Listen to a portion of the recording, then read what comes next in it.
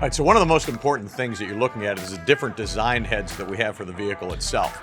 As you can see, there's multiple plates that we can put into here to adjust the type of impact that we want.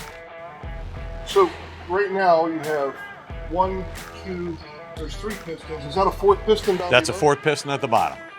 Yeah. And we've got 4 different heads that we can throw on there. That's correct.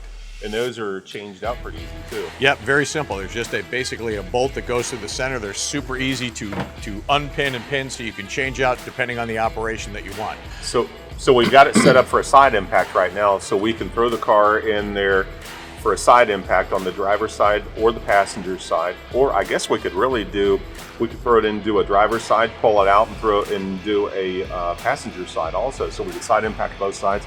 But there's a winch up there that we would help pull the car up into for either a simulated front end or a simulated rear end collision too, right? Correct.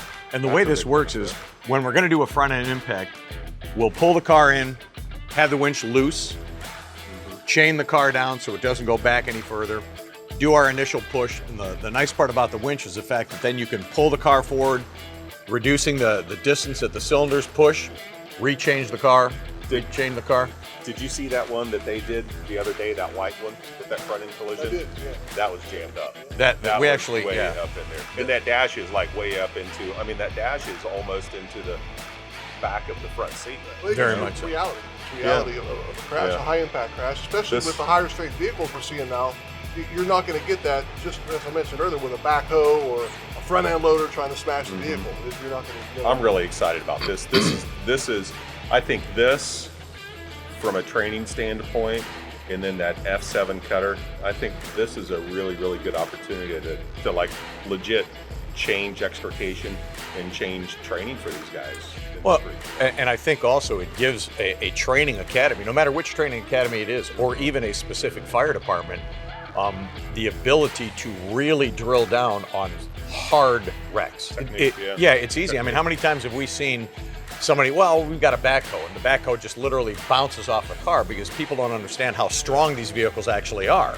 But now that you have this much force and impact being pinpoint directed to where it is, I agree with you. I think this will absolutely change training, and it gives you the ability to really ramp up your extrication training as opposed to just, taking a sledgehammer and knocking on the car in a couple times. You can really make it challenging for people. Something else we should mention too is, and we'll talk more about pricing later, but there's several grants I'm sure that are available for these. And training academies, fire departments, and so on and so forth. yeah, Federal grants. and it is a portable unit. I mean, it weighs a bunch, but it's a portable unit. There's rollers on the back, a chain hook on the front, so you have one of those picked vehicles. You can basically take this anywhere, so it's portable. So not just one department can use it, multiple departments or multiple jurisdictions can use it too. From a training standpoint, that white car that's jammed up that you guys did a couple of days ago, that'll give these guys a whole lot of there's a lot of talk that, we don't need rams. We all know that rams are a really, really important part of that rescue tool cache.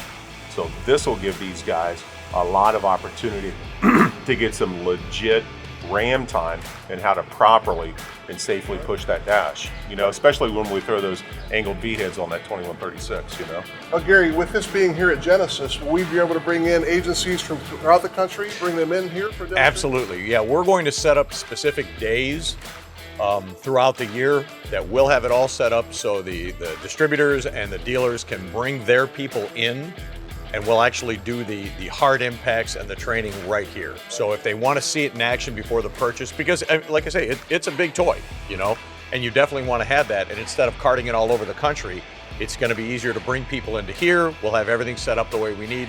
We can show them the complete operation, and it's literally just like a joystick toggle switch. It's very, very simple to operate.